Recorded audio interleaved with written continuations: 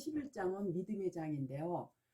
여기 히브리서에서 보면은 모세도 믿음의 용사로 기록하고 있어요.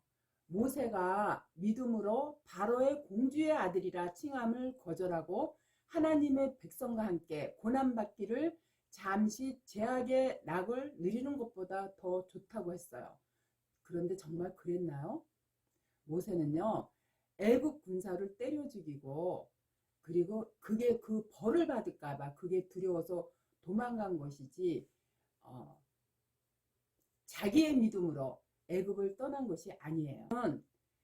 하나님이 시내산에서 떨기나무 불로 나타나셔서 당신의 명령을 하달하실 때에도 극구 사양을 하고 거부했던 사람이에요. 하나님이 직접 나타나셔서 부탁을 하는데도 불구하고 그것을 거부했던 사람이 애굽에서 믿음으로 나왔다고 했어요. 모세는요, 광야에서도 수시로 하나님께 투정을 부렸고요. 심지어 하나님 앞에서 혈기까지 부려서 결국은 가나안에 못 들어가는 인물로 성경에 기록이 되어 있어요.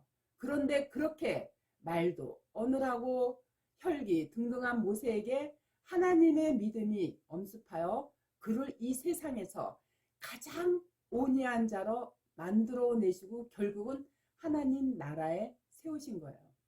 뿐만 아니라요, 히브리서는요, 이스라엘도 믿음으로 홍해를 건넜다고 했고 믿음으로 여리고를 돌았다고 했어요. 이스라엘이 정말 자기들의 믿음으로 애굽을 나왔고 믿음으로 홍해를 건넜는가? 그리고 그들은 결국 강에서 모두 죽었어요. 그런데 성경은 그들에게 믿음이 있었다고 했어요. 그것은 그렇게 불가능하고 연약한 이스라엘 그 자체가 바로 교회거든요. 이 교회에게 하나님의 믿음이 간섭하고 들어와 그들 가운데 거하시며 결국은 그들의 옛자라는 게 뭐냐면 출애굽 1세대들을 얘기를 하는 거야. 이 옛자를 모두 죽여버리고 새 사람으로 만들어서 그게 이제 출애굽 2세대거든요. 그래서 가나안으로 넣으시고 마시는 구속사의 대하 드라마에 관한 이야기를 하고 있는 거예요. 다 전부 다 하나님의 믿음에 관한 이야기예요. 우리의 행위도 우리 것이 아니고 우리의 열심도 우리 것이 아니라고 하더니 이제는 우리의 믿음도 우리 것이 아니라고 하고 있다면 그럼 우리는 무언가 그야말로 아무짝에도 쓸모없는 먼지에 불과한 자들이에요. 그러나 이걸 잘 이해해야 돼요. 하나님의 믿음이라고 하니까요, 어렵게 생각하는 이들이 있는데요. 이렇게 생각하면 돼요. 이 아버지들이 가끔씩 자녀들에게 그러잖아요. 아빠는 너를 믿는다. 이렇게 말하잖아요. 그렇죠? 예를 들어서 아빠는 우리 아들이 그야말로 성실하고 훌륭한 사람이 되리라는 걸 믿는다 라고 했을 때 그 아빠의 믿음 안에는 내 아들이 혹은 내 딸이 이렇게 되었으면 좋겠다고 하는 자녀를 향한 이 아빠의 뜻과 아빠의 간절한 소원이 담겨 있는 거예요. 그런데 목숨을 주어도 아깝지 않은 자녀를 향한 어떤 소원을 듬뿍 가진 이 아버지가 무엇이든지 다 할 수도 있고 무엇이든지 다 알며 시간과 장소에 구애도 받지 않는 그런 전지전능한 하나님이라면요, 그 아버지의 소원은 곧 현실이 돼요. 그게 바로 하나님의 믿음인 거예요.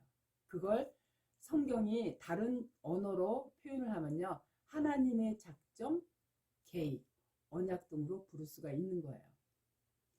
그러한 우리를 향한 이 하나님의 믿음은 우리 하나님의 자녀들이 하나님을 온전히 믿고 아버지라 부르며 그 아버지 말에 순종하고 순복하고 그러한 완성된 자들로 되어서 만들어가는 거예요.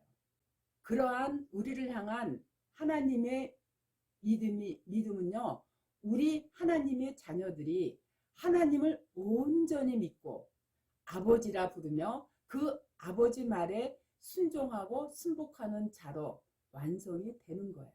즉 나는 너희 하나님이 되고 너희는 나의 자녀가 되리라.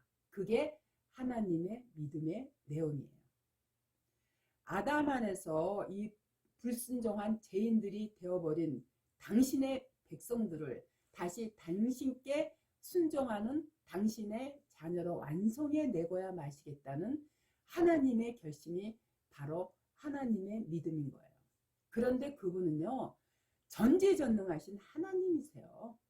따라서 그러한 하나님의 믿음이 우리의 믿음을 완성시키고 확정하는 것이지 믿음은 절대 우리가 발휘하고 성취시켜내는 것이 아닌 거예요.